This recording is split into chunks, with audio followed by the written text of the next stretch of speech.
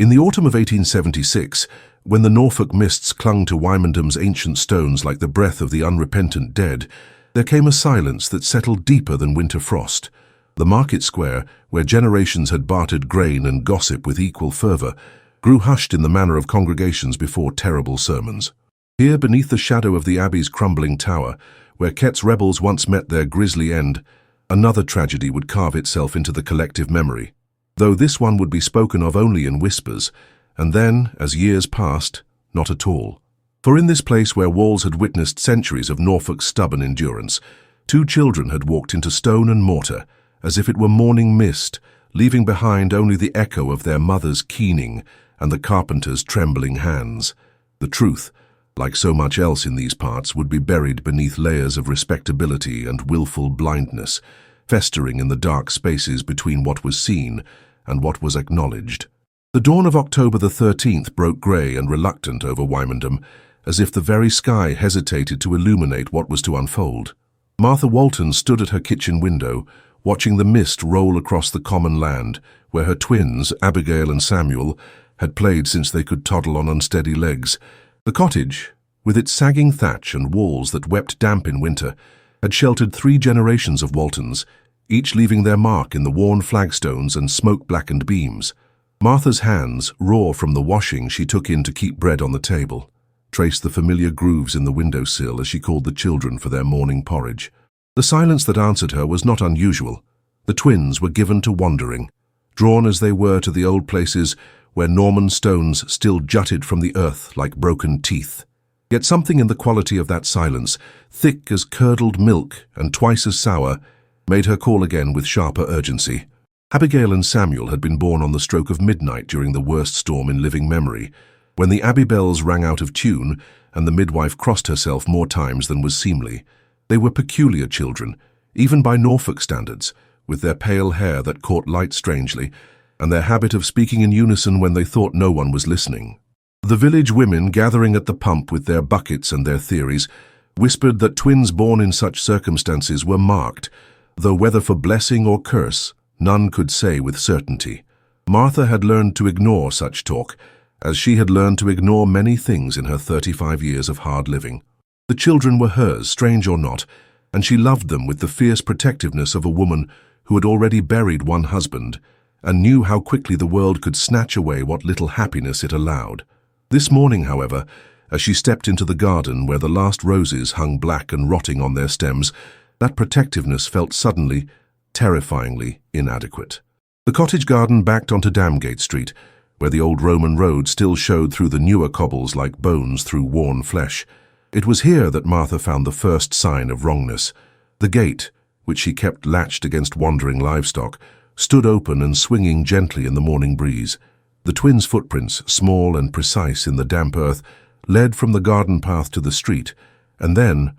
stopped. Not faded, not obscured by other traffic, but simply ceased to exist, as if the children had been lifted bodily from the ground. Martha knelt in the mud, her skirts soaking up the morning's dampness, and pressed her palms to the cold stones where the prints ended. The cobbles felt wrong beneath her touch, not cold as stone should be, but warm, almost pulsing, like flesh beneath a fever. She snatched her hands away and stumbled backward, her breath coming in sharp gasps that misted in the autumn air. The street, usually busy with early morning traffic, stretched empty in both directions, as if the entire village had conspired to absent itself from this moment of discovery. Mr. Amos Ferris emerged from his workshop as Martha's cries began to pierce the morning quiet, his leather apron still tied about his waist and wood shavings clinging to his grey beard. At 61, he had seen enough of life's cruelties to recognize the particular quality of a mother's anguish, and his weathered face creased with concern as he approached the distraught woman. Amos had known the Walton family since Martha was herself a child, had crafted the cradle where the twins had slept their first months, and had watched them grow with the mixture of fondness and unease that their strangeness inspired. His workshop, situated at the corner where Damgate Street met the market square, commanded a view of most comings and goings in the village centre, and he prided himself on knowing the business of his neighbours. Yet this morning, despite having been at his bench since before dawn, he had seen nothing. No children, no disturbance, no sign of the wrongness that now hung in the air like smoke from a poorly tended fire. The absence of memory troubled him more than any presence might have done, for Amos Ferris was a man who noticed things, who filed away details with the same precision he brought to his joinery. As Martha sobbed out her story, the open gate, the vanished footprints, the warm stones that should have been cold, Amos found himself studying the street with new eyes. The cobbles laid down in his grandfather's time had always been unremarkable, worn smooth by generations of cartwheels and hobnailed boots. Now, however, they seemed to shimmer slightly in the grey light, as if viewed through water or heat haze. The effect was subtle, easily dismissed as a trick of tired eyes or morning mist, yet it persisted even when he blinked and rubbed his face with calloused hands. More disturbing still was the way his gaze seemed to slide away from certain sections of the street, as if his mind refused to focus on what lay before him. When he forced himself to look directly at the spot where Martha claimed the footprints ended, a strange dizziness overcame him, and for a moment the familiar street seemed to stretch and warp like molten glass. He gripped Martha's shoulder, as much for his own steadiness as for her comfort, and felt the tremor that ran through both their bodies, the recognition that they stood at the edge of something that had no place in their ordered Christian world. The morning progressed with the inexorable weight of a funeral procession, each minute adding to the growing certainty that the twins would not come skipping home with muddy boots and wild tales of adventure. Other villagers began to gather, drawn by Martha's cries and the sight of Amos Ferris standing motionless in the middle of Damgate Street, staring at cobbles as if they held the secrets of the universe. Mrs. Pemberton from the bakery, Mr. Thorne the blacksmith, young Tom Hartwell who delivered the post, they came with offers of help and barely concealed curiosity, their voices creating a low murmur of concern and speculation. Yet none could offer explanation for what they saw or thought they saw in the street where two children had simply ceased to be. The cobbles continued their subtle shimmer, the air continued to feel thick and wrong, and somewhere in the distance, the abbey bells began to toll with a rhythm that matched no earthly timepiece. As the sound echoed across the village, bouncing off ancient walls and settling into the bones of all who heard it, Martha Walton fell to her knees in the street and began to pray, not for the safe return of her children, for some deep part of her already knew that hope was vain, but for the strength to endure whatever truth lay hidden in the stones beneath her feet. The workshop of Amos Ferris had always been a place of honest labor and simple truths, where oak and ash yielded to skilled hands and sharp tools, where the scent of wood shavings and linseed oil spoke of things made to last beyond a single lifetime. Yet on this October afternoon, as the grey light filtered through windows grown dim with age and neglect, the familiar space felt transformed into something approaching a confessional. Martha Walton sat on the three-legged stool, where apprentices once perched to learn their trade, her hands clasped so tightly in her lap that the knuckles showed white as bone. Amos moved restlessly among his tools, touching plane and chisel with the nervous energy of a man seeking anchor in a world suddenly unmoored. The silence between them stretched taut as a bowstring, heavy with words that neither wished to speak, yet both knew must be given voice. Outside, the village continued its daily business, with the determined normalcy of people who sensed wrongness, but lacked the courage to name it, their footsteps on the cobbles creating a rhythm that seemed to mock the absence of smaller, lighter steps that would never again disturb the morning quiet. "I should have spoken sooner," Amos began, his voice rough as unplaned timber, the words emerging with the reluctance of secrets long buried. "Should have told someone what I saw that night 3 weeks past, when the moon was dark and the mist lay thick as wool across the common." His hands stilled on the workbench, fingers tracing the grain of wood worn smooth by decades of use, as if the familiar texture might steady him for what was to come. Martha's head lifted sharply, her eyes, red-rimmed from weeping but fierce with desperate hope, fixing on his weathered face with an intensity that made him flinch. The carpenter had known this moment would come, had felt it approaching like a storm on the horizon, yet the weight of confession still pressed upon his chest like a millstone. He had built his reputation on reliability, on being a man whose word could be trusted as surely as his joints would hold true, and what he was about to reveal would shake that foundation to its very core. The workshop, with its neat rows of tools and half-finished projects, seemed to lean in around them, as if the very walls were eager to hear secrets that had festered in darkness for too long. "The children came to me that night," Amos continued, his voice dropping to barely above a whisper, as if speaking too loudly might summon back the strangeness he had witnessed. Not to the workshop, mind you, but to the old wall behind it, where the abbey stones were built into the foundation when my grandfather first raised this building. The wall in question had always been a source of mild curiosity in the village, its lower courses clearly of Norman origin, massive blocks of limestone that spoke of an age when men built for eternity rather than convenience. Local legend held that the stones had been salvaged from the abbey ruins, though no one could say with certainty which part of that ancient structure they had once supported. Amos had grown accustomed to their presence, had even taken a craftsman's pride in the way his grandfather had incorporated them into the newer brickwork, creating a seamless blend of old and new that spoke of skill and respect for the past. Yet that night, as he worked late by lamplight to finish a commission for the rector, he had become aware of voices outside, children's voices, speaking in the peculiar unison that marked the Walton twins as surely as their pale hair and strange eyes. The memory came back to him now with painful clarity, each detail etched as sharply as if carved with his finest chisel. Abigail and Samuel had stood before the ancient stones, their small hands pressed flat against the weathered limestone, their voices rising and falling in what might have been prayer or incantation. The words were in no language Amos recognized, though something in their rhythm spoke of great age, of meanings that predated the Norman conquest, and perhaps even the Roman occupation. As he watched through the grimy window, afraid to move lest he break whatever spell held the children in its grip, the stones themselves began to respond. Not visibly, not in any way that could be measured or explained, but with a subtle shift in the very air around them, a thickening of shadows that had nothing to do with the movement of his lamp flame. The twins' voices grew stronger, more confident, as if they were remembering words learned long ago and temporarily forgotten.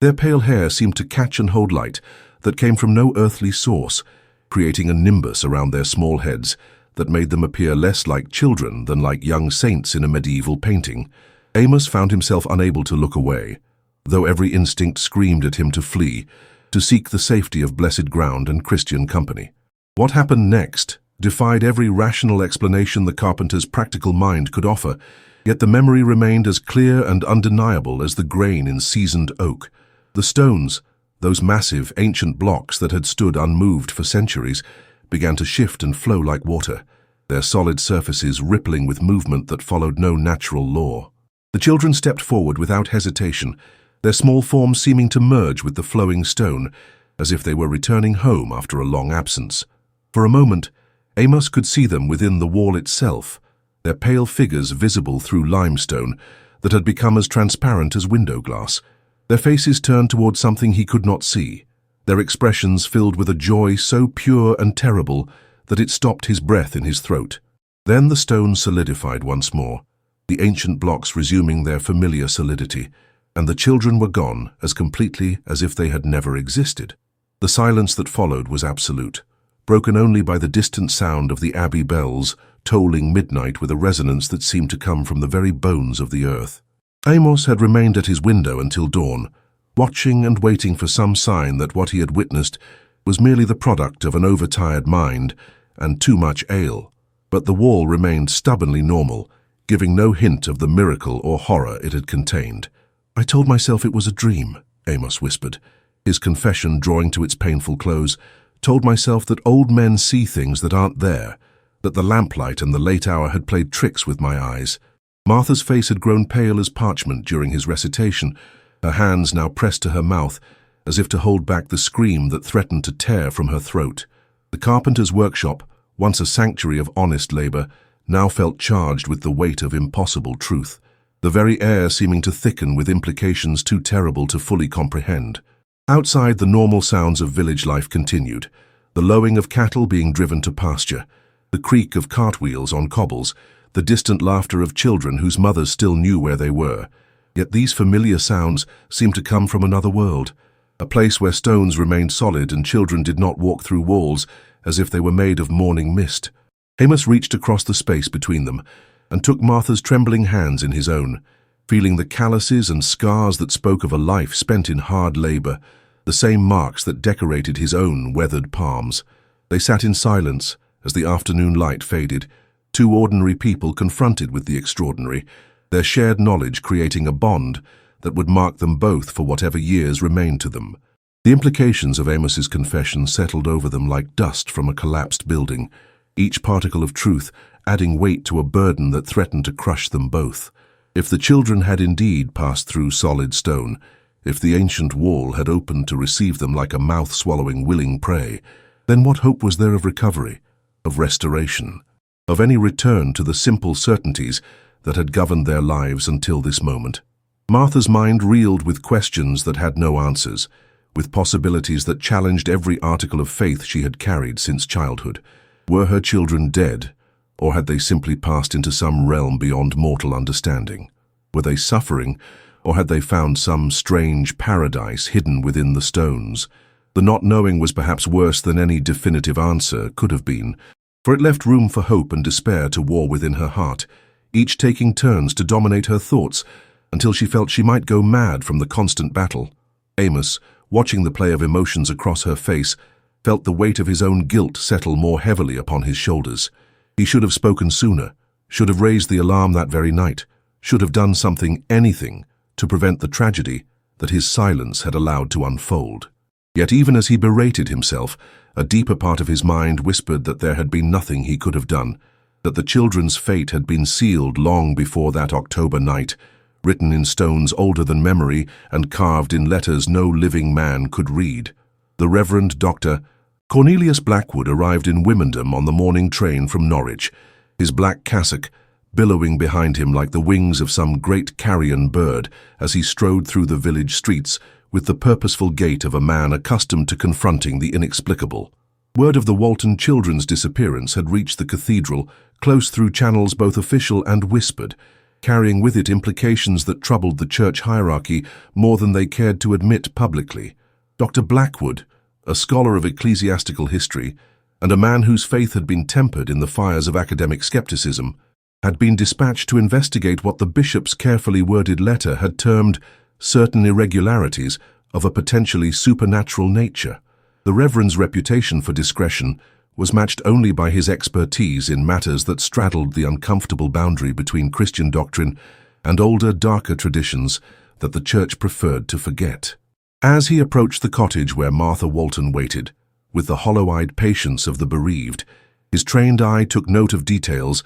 that would have escaped a less experienced observer. The way the morning shadows seemed to linger longer than they should, the subtle wrongness in the very air that spoke of boundaries disturbed and natural order disrupted. Martha received the clergyman with the desperate gratitude of a drowning woman offered a rope, though whether that rope would prove salvation or merely prolong her suffering remained to be seen. Dr. Blackwood's presence filled the small cottage parlour with an authority that seemed to push back against the oppressive atmosphere that had settled over the place since the children's vanishing. His questions were gentle but thorough, delivered in the measured tones of a man who had learned to extract truth from the most reluctant witnesses. As Martha recounted the events of that terrible morning, the open gate, the vanished footprints, the warm stones that should have been cold, the Reverend made careful notes in a leather-bound journal, his pen scratching across the paper with the methodical precision of a man cataloguing evidence for some future tribunal. Yet beneath his professional calm,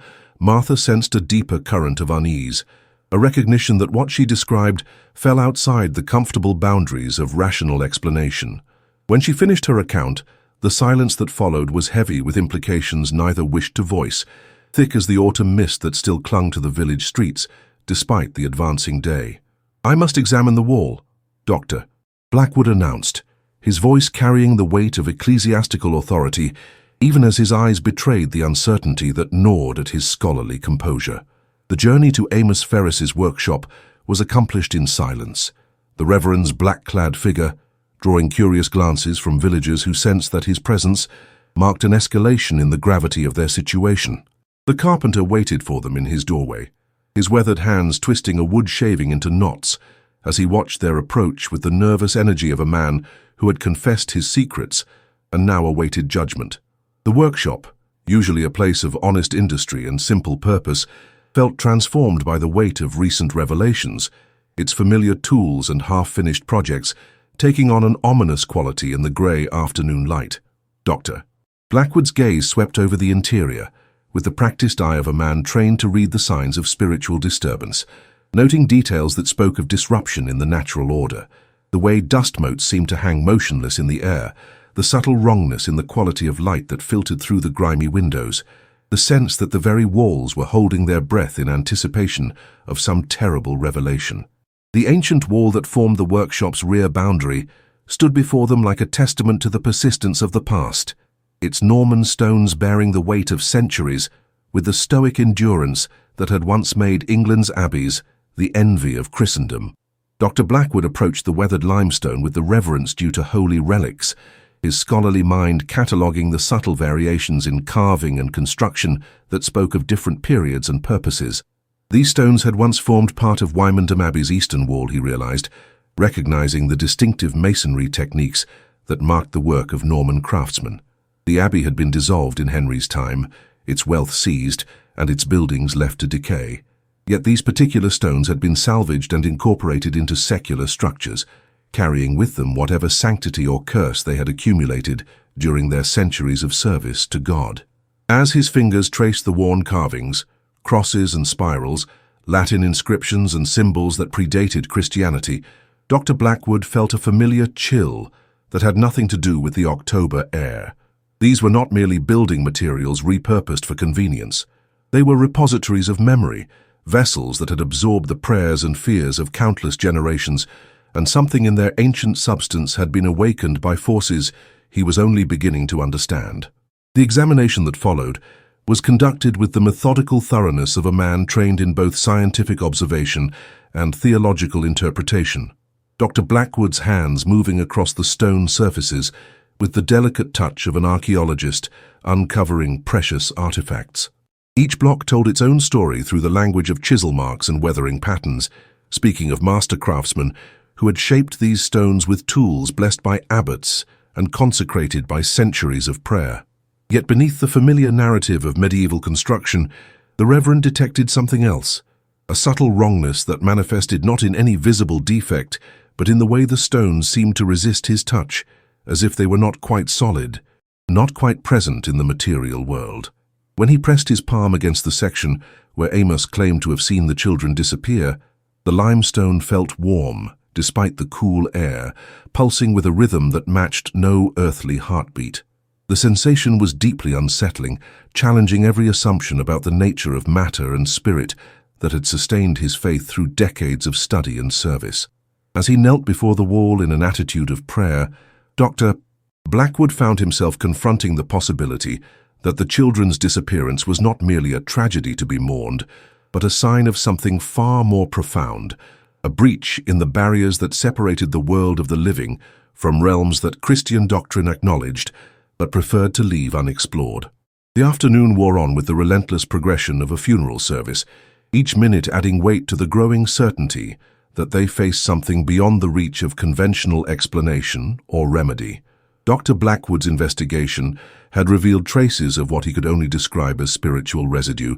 impressions left in the stone itself by whatever force had claimed the children. The limestone bore marks that were not quite carvings, patterns that seemed to shift and change when viewed from different angles, symbols that spoke of traditions far older than the Norman conquest or even the Roman occupation. As the grey light began to fade, casting long shadows across the workshop floor, the Reverend found himself forced to confront a truth that challenged the very foundations of his faith. The children had not simply vanished. They had been taken, claimed by something that dwelt within or beyond the ancient stones, something that recognized no authority save its own ancient hunger. The wall stood before them unchanged, its weathered surface giving no hint of the miracle or horror it had witnessed, yet Dr. Blackwood could feel its presence like a weight upon his soul, patient, eternal, and utterly indifferent to human suffering. As he closed his journal and prepared to deliver his findings to the anxious mother who waited for news of her lost children,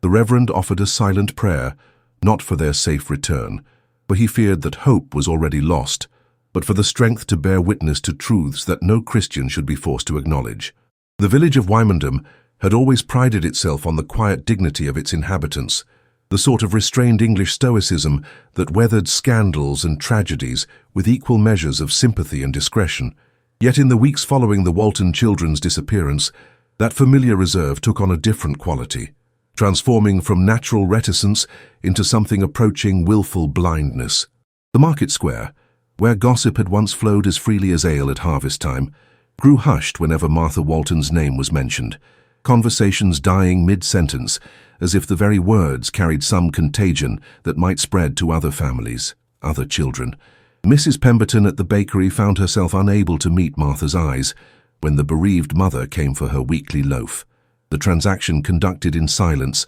that spoke louder than any words of condolence. Mr. Thorne the blacksmith, whose forge had always been a gathering place for men seeking warmth and companionship, discovered that his customers now conducted their business with unusual haste, as if lingering too long in the village centre might expose them to whatever curse had claimed the twins. The silence was not born of cruelty but of fear, the deep primitive terror that comes when ordinary people are confronted with evidence that the world is far stranger and more dangerous than they had ever imagined. Dr. Blackwood's report to the bishop had been a masterpiece of ecclesiastical diplomacy, acknowledging the supernatural elements of the case while carefully avoiding any language that might provoke unwanted attention from secular authorities. The church, he had written, was dealing with a matter of historical significance, requiring further theological investigation, a phrase that could mean everything or nothing depending on the reader's inclination to probe deeper. The bishop's response had been swift and unambiguous. The matter was to be handled with utmost discretion, the affected family provided with appropriate spiritual comfort, and any documentation sealed in the cathedral archives, where it would join countless other reports of incidents that challenged orthodox understanding. Dr. Blackwood had returned to Norwich with the weight of official silence pressing upon his shoulders, carrying with him the knowledge that Martha Walton's tragedy would be filed away and forgotten, another inconvenient truth buried beneath layers of bureaucratic indifference. The Reverend's final visit to the cottage had been brief and formal, his words of comfort hollow as autumn leaves, his promise of continued prayers the only solace he could offer to a woman whose children had walked through solid stone and vanished into whatever realm lay beyond mortal comprehension. Amos Ferris found himself caught between the twin pressures of guilt and isolation, his confession to Martha having provided no relief from the burden of knowledge he carried. The carpenter's workshop, once a hub of village activity where men gathered to discuss weather and politics while their tools were sharpened or repaired, now stood largely empty, its proprietor working in solitude that grew more oppressive with each passing day. The ancient wall that had swallowed the children remained unchanged, its weathered stones giving no sign of the horror they had witnessed. Yet Amos could not bring himself to work with his back to it, could not shake the feeling that something watched him from within the limestone depths. His sleep was troubled by dreams of pale children, calling his name from within the walls of his own workshop, their voices echoing with the hollow resonance of words spoken from great depths. During the day he caught himself staring at the stones with an intensity that bordered on obsession, searching for some sign that the children might yet return, some crack or fissure that might offer hope of rescue, or at least understanding. The village's growing reluctance to engage with him only deepened his sense of isolation, transforming him from respected craftsman to unwilling keeper of secrets, too terrible to share. Martha Walton's grief had settled into the kind of hollow acceptance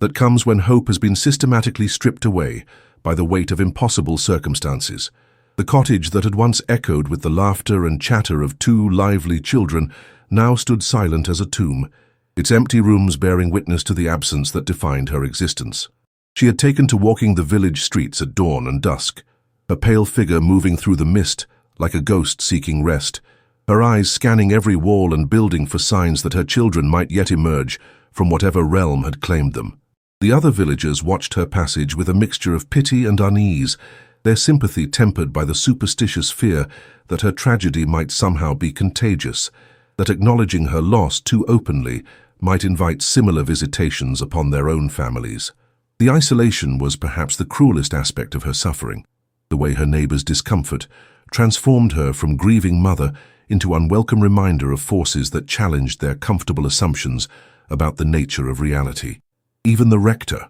a kind man who had baptized the twins and watched them grow, found himself struggling to offer meaningful comfort to a woman whose children had been claimed by powers that his theology could not adequately address. The autumn progressed with the inexorable weight of a funeral march, each day adding to the growing certainty that the Walton twins would not return, that whatever had taken them operated according to laws that bore no resemblance to human justice or divine mercy. The village adapted to their absence with the resilience that had sustained rural communities through centuries of hardship, yet the adaptation carried with it a cost that would be felt for generations to come. Children were kept closer to home, their play supervised with new vigilance, their natural curiosity about old walls and ancient stones discouraged with sharp words and sharper punishments. The market square, where the twins had once run between the stalls with the careless joy of childhood, felt diminished by their absence, as if some essential vitality had been drained from the very stones.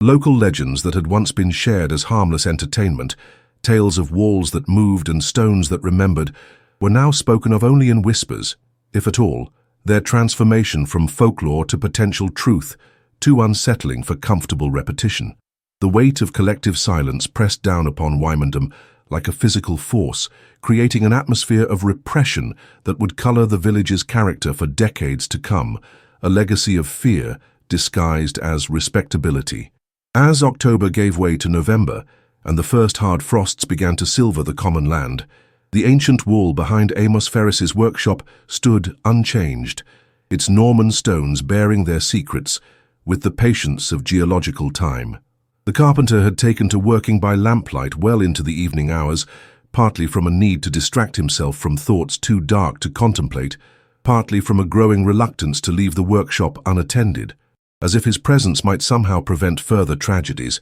the wall watched him with the impassive gaze of centuries, its weathered surface revealing nothing of the children it had claimed, offering no comfort to the man whose silence had perhaps enabled their fate. Martha Walton continued her dawn and dusk wanderings, her figure becoming as much a part of the village landscape as the ancient stones themselves, a living monument to loss that the community had chosen to acknowledge through studied indifference rather than open sympathy. Dr. Blackwood's report gathered dust in the cathedral archives, filed alongside countless other accounts of incidents that challenged orthodox understanding, its revelations safely contained within institutional walls that had learned the value of discretion over centuries of dealing with the inexplicable. The silence that had settled over Wymondham was not the absence of sound, but the presence of secrets too heavy to bear, too dangerous to share, too terrible to forget.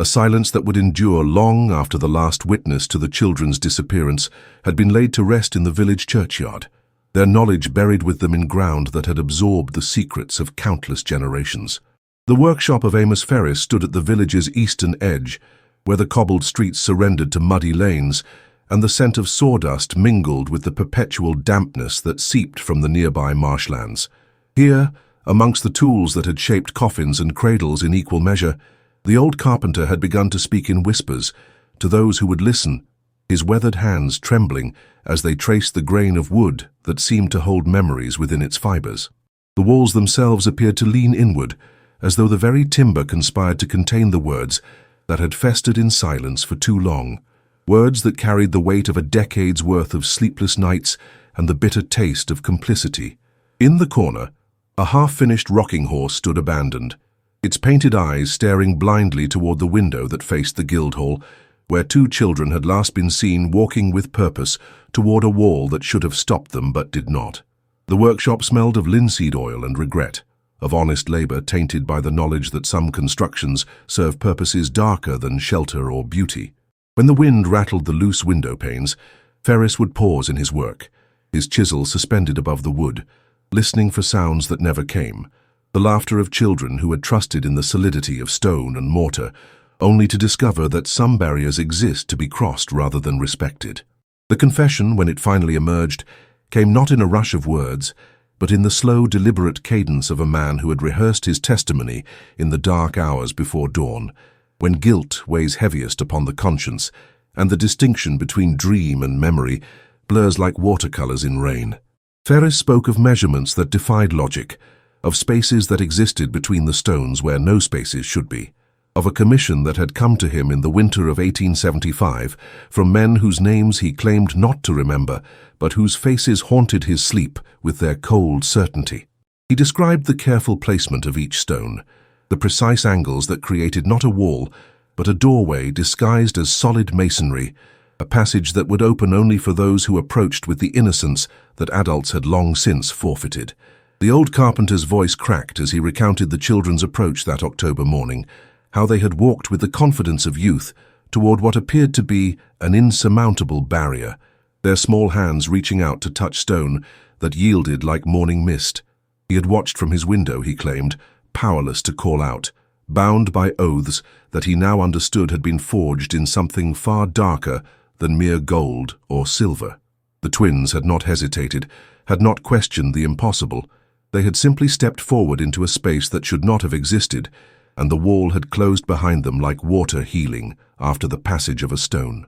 In the days that followed his confession, Ferris aged with the rapidity of a man who had finally released a poison that had been consuming him from within, his hair whitening like frost on autumn grass, and his hands developing a tremor that made precise work impossible. The villagers who had gathered to hear his words dispersed with the uncomfortable knowledge that their community had harbored not merely a tragedy, but a conspiracy, that the disappearance of the Walton twins had been not an accident of fate, but a deliberate act orchestrated by forces that moved in shadows and spoke in whispers. Some claimed that Ferris had finally succumbed to the madness that afflicts old men who work too long in solitude, that his confession was nothing more than the fevered imaginings of a mind unmoored by guilt and isolation.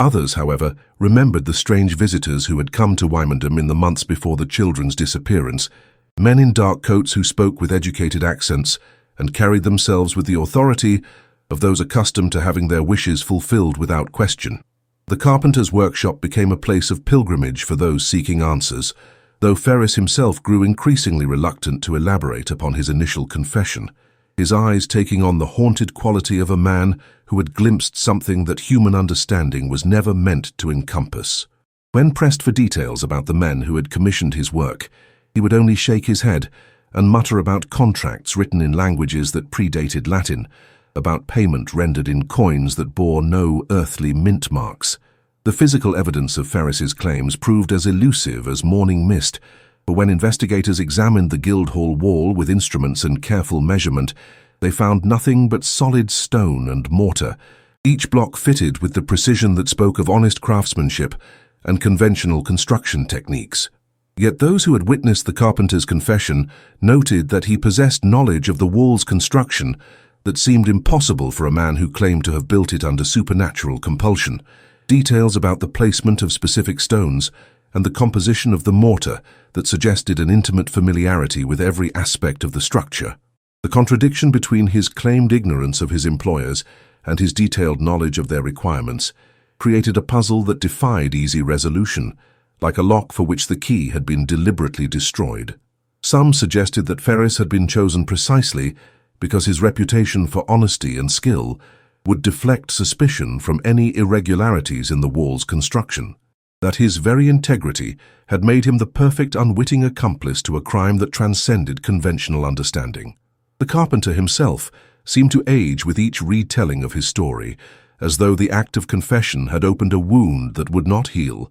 a spiritual hemorrhaging that drained him of vitality with each passing day. His workshop, once a place of creation and industry, became a shrine to guilt and regret, where the tools of his trade lay unused and the scent of sawdust gave way to the mustiness of abandonment. The impact of Ferris's revelation upon Martha Walton proved devastating in ways that transcended mere grief, for the suggestion that her children's disappearance had been orchestrated rather than accidental transformed her mourning into something more complex and corrosive. She began to visit the carpenter's workshop with increasing frequency, her questions growing more pointed and desperate with each encounter, seeking details that might provide either comfort or closure, but finding only deeper mysteries that defied rational explanation. The knowledge that her children might have been deliberately lured to their fate, that their innocence had been exploited by forces that viewed them as nothing more than components in some incomprehensible design, poisoned even her happiest memories of their brief lives.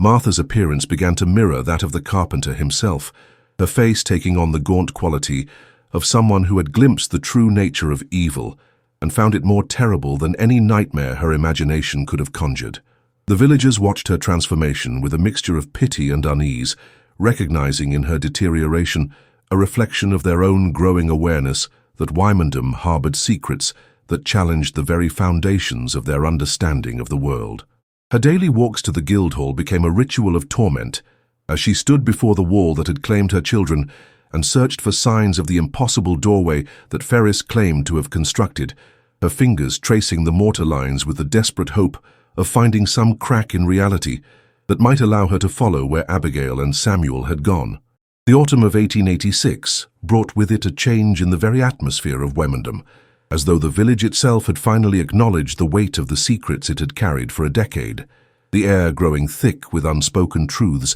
and the shadows seeming to linger longer than the shortening days could account for.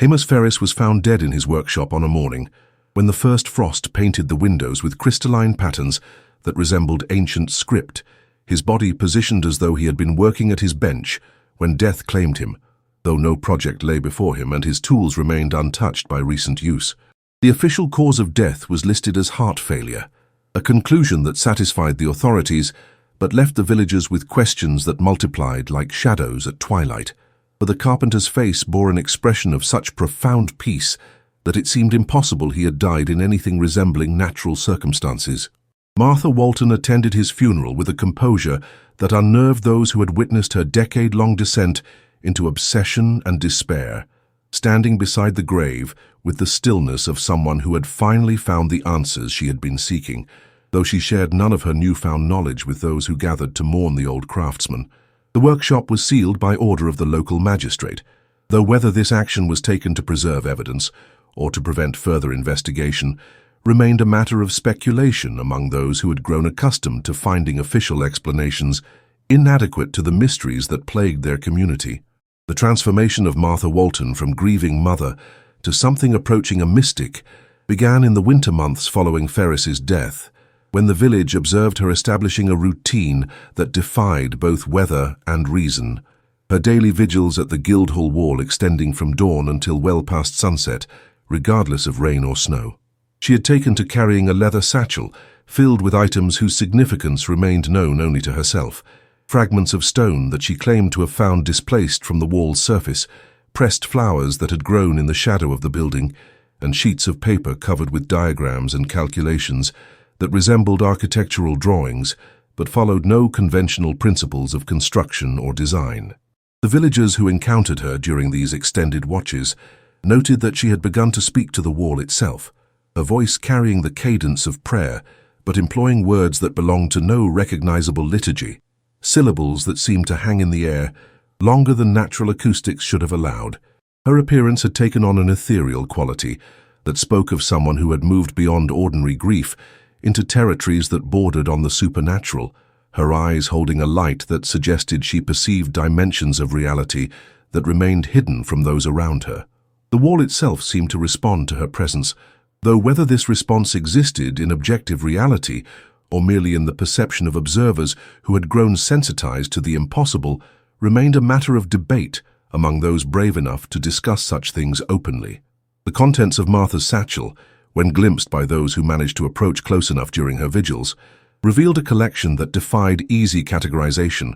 artifacts that seemed to bridge the gap between the mundane and the mystical with an unsettling ease. Among the pressed flowers were specimens that no local botanist could identify, blooms that retained their color and form despite having been gathered months or even years earlier, their petals bearing patterns that resembled symbols rather than the random variations of natural growth. The stone fragments appeared to have been carved rather than broken, their surfaces bearing marks that suggested deliberate shaping by tools that left no recognizable signature, creating textures that seemed to shift and change depending upon the angle of observation and the quality of available light. Most disturbing were the papers covered with her diagrams, for these revealed an understanding of the wall's construction that surpassed even the detailed knowledge that Ferris had demonstrated in his confession, showing not merely the placement of stones, but the mathematical relationships between their positions and the celestial movements that governed the opening and closing of the impossible doorway.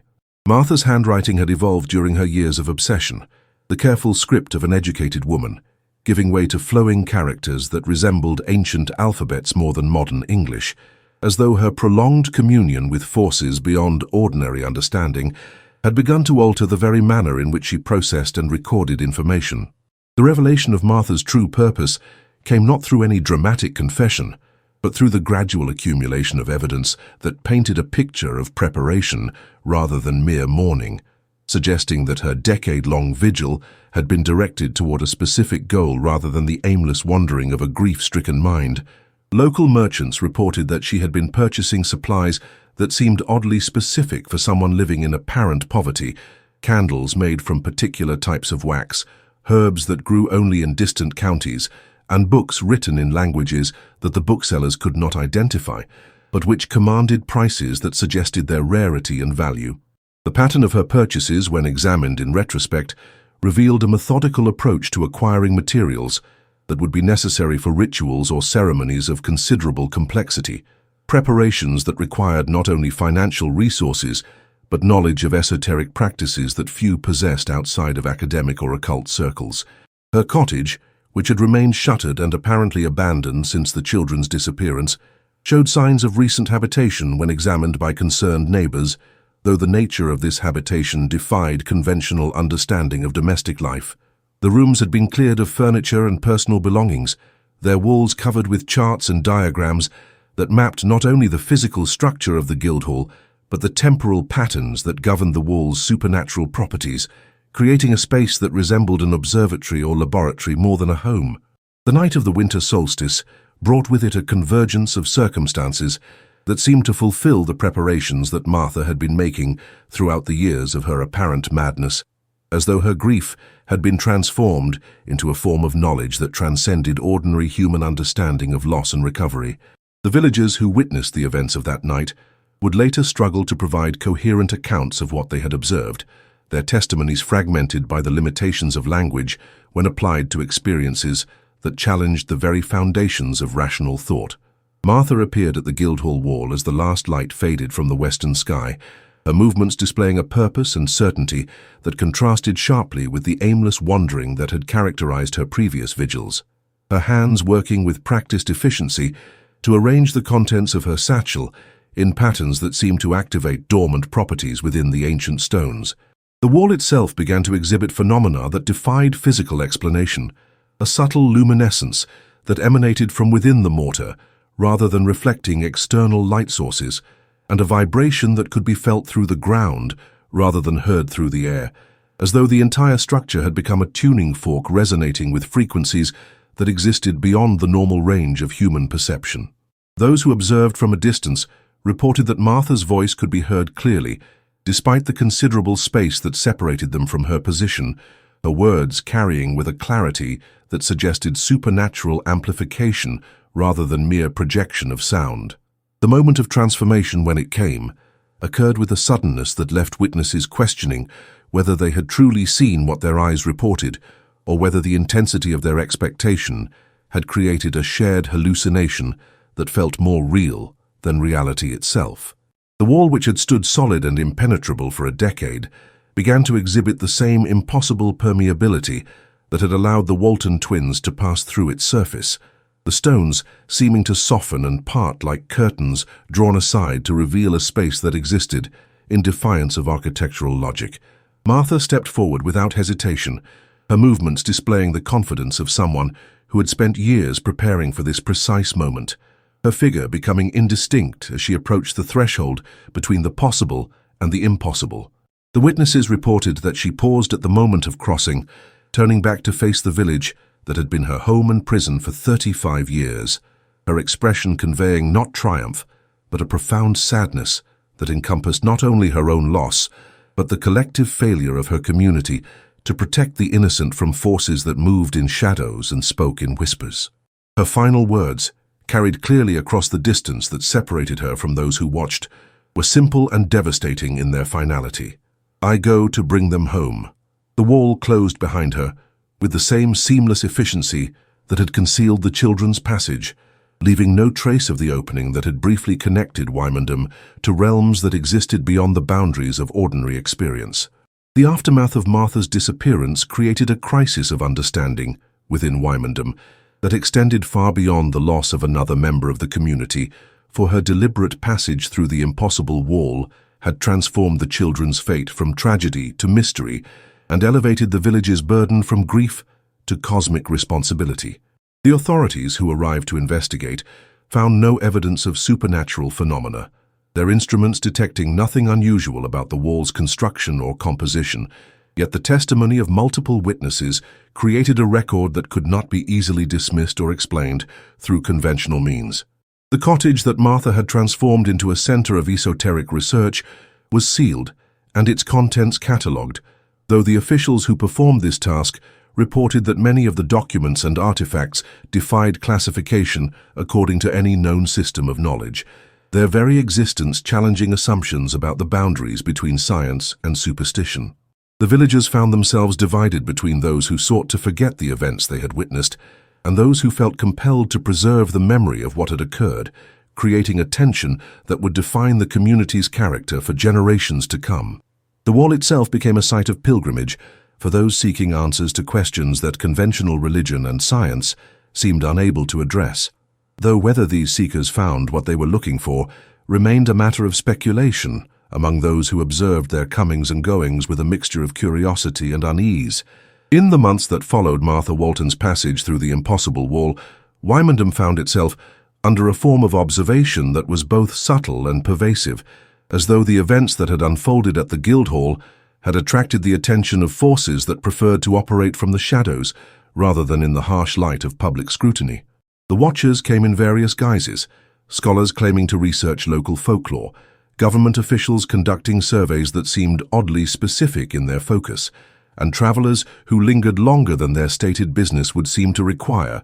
all sharing a common interest in the wall and the stories that surrounded it. These visitors possessed a quality that set them apart from ordinary tourists or researchers, an air of authority that suggested they represented institutions or organizations that wielded considerable power, despite their apparent reluctance to identify themselves openly. The villagers learned to recognize the signs of their presence, the careful questions that probed for details about the disappearances, the measurements taken when they thought themselves unobserved, and the particular attention they paid to those who had witnessed the supernatural events that had transformed their community from an unremarkable Norfolk village into something approaching a nexus of otherworldly activity. The local inn reported a steady stream of guests who paid their bills in currency that bore no familiar markings, coins and notes that seemed genuine enough to pass casual inspection, but which disappeared from circulation as quickly as they had appeared, as though they possessed properties that prevented them from remaining in ordinary economic systems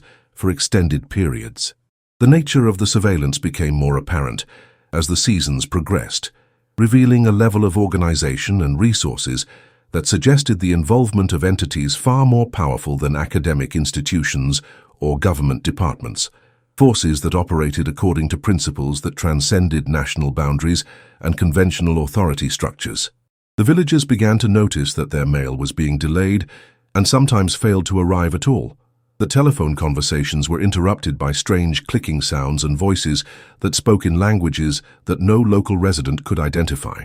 and that their movements were being tracked with a precision that suggested the use of methods that went beyond ordinary observation. Those who had been present during Martha's disappearance found themselves subject to particular scrutiny, their daily routines monitored and their conversations recorded by devices that remained invisible but whose presence could be felt like a constant pressure against the consciousness, a reminder that privacy had become a luxury that their community could no longer afford. The local constabulary reported receiving instructions from superiors whose names they had never heard before, directives that required them to report any unusual activities or discoveries to authorities who communicated only through written messages delivered by messengers who arrived and departed without leaving any trace of their passage through the village. The wall itself became the focus of investigations that employed techniques and instruments that seemed to belong more to the realm of science fiction than to any recognizable field of study, devices that hummed with energies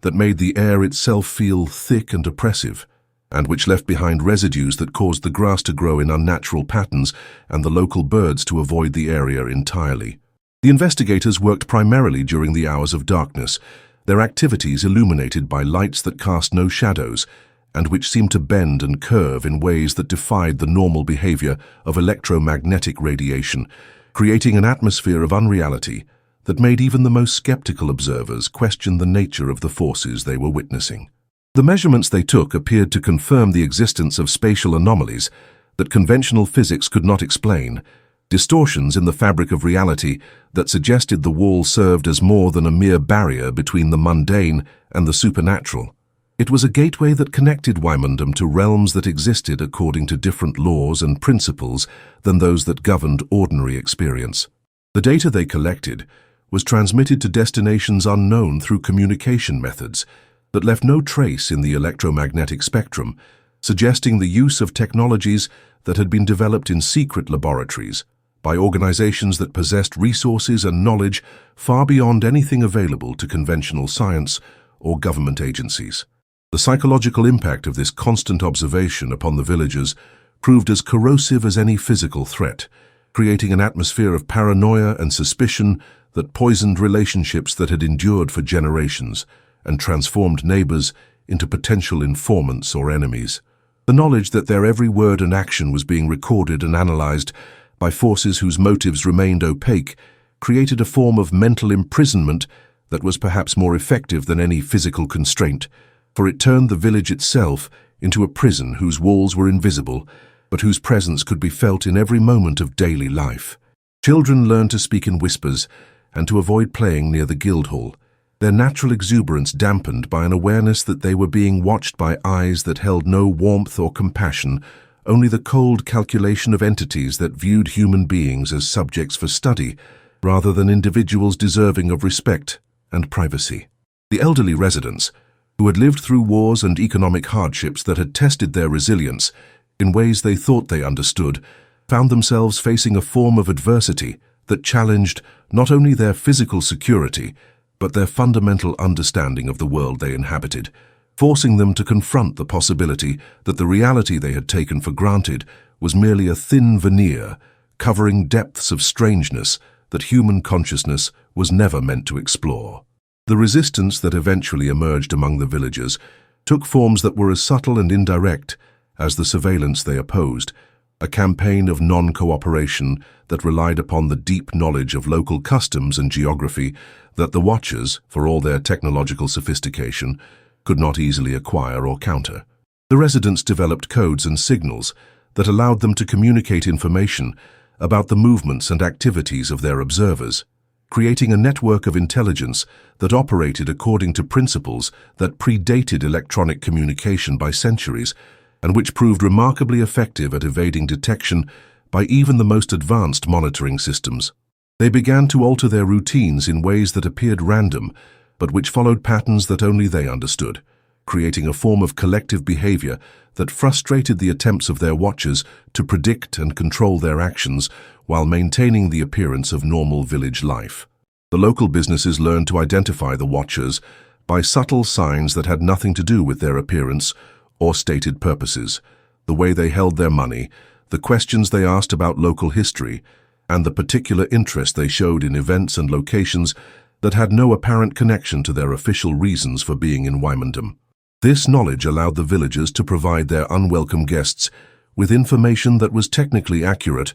but carefully edited to exclude details that might prove useful to whatever purposes the Watchers served, creating a form of passive resistance that was both effective and difficult to detect or counter. The discovery of the listening devices came not through any systematic search, but through the accidental observation of a child who noticed that certain stones in the wall around the village green reflected light in ways that seemed inconsistent with their apparent composition and texture, a discovery that led to the revelation that Wymondham had been transformed into something resembling a vast laboratory, where every sound and movement was being recorded and analyzed by systems that operated beyond the boundaries of conventional technology. The devices themselves defied easy description, appearing to be composed of materials that shifted between solid and liquid states depending upon the angle of observation and the intensity of available light, their surfaces bearing patterns that resembled circuitry, but which followed geometric principles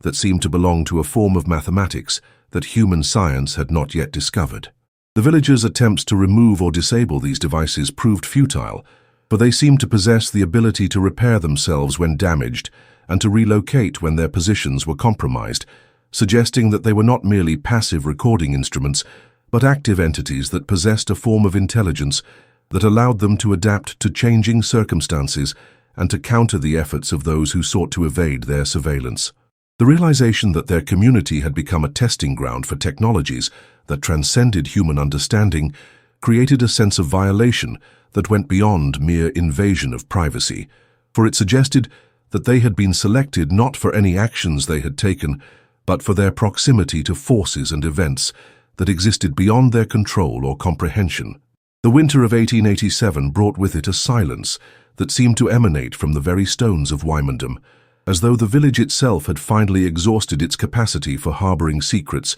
and had surrendered to a form of quietude that transcended mere absence of sound. The watchers had departed as suddenly and mysteriously as they had arrived, leaving behind only the faintest traces of their presence, scorch marks on stone that formed patterns too regular to be natural, and a quality to the air that made breathing feel laborious, as though the atmosphere itself had been altered by their activities, in ways that would require years or perhaps decades to fully dissipate. The wall at the Guildhall stood unchanged in its physical appearance, yet those who approached it reported sensations that suggested its supernatural properties had been either enhanced or fundamentally altered by the investigations it had endured,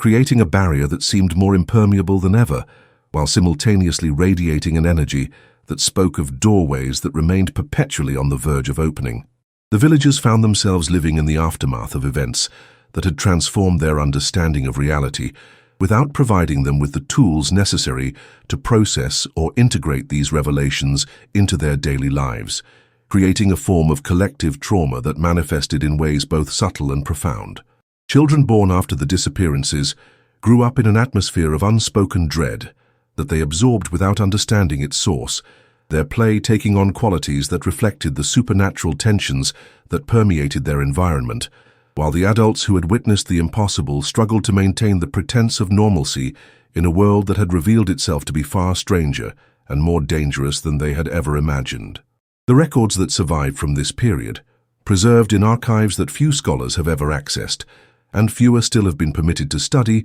paint a picture of a community that had been fundamentally altered by its encounter with forces that operated according to principles that human civilization was not equipped to understand or accommodate. The official documents speak in the careful language of bureaucracy about atmospheric disturbances and geological anomalies that required ongoing monitoring by appropriate authorities, but the personal accounts that were smuggled out of the village by those brave enough to risk the consequences of disclosure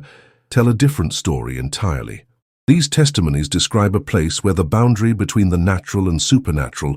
had been permanently compromised, where children disappeared not through the dramatic passage that had claimed the Walton twins, but through gradual fading that left their families with memories that grew dimmer with each passing day, until even their names became difficult to recall. The wall itself had become a focal point for phenomena that defied classification, lights that appeared within its structure during the darkest hours of night, sounds that seemed to emanate from spaces that existed between the stones, and shadows that moved independently of any visible source of illumination, creating an environment where the impossible had become merely another aspect of daily life that residents learned to navigate with the same caution they might exercise around any other. Natural hazard. The fate of those who had been taken, Abigail and Samuel Walton, their mother Martha, and the unknown number of others who had vanished in the years that followed, remained a subject of speculation that ranged from the hopeful to the horrific, theories that reflected the desperate need of the human mind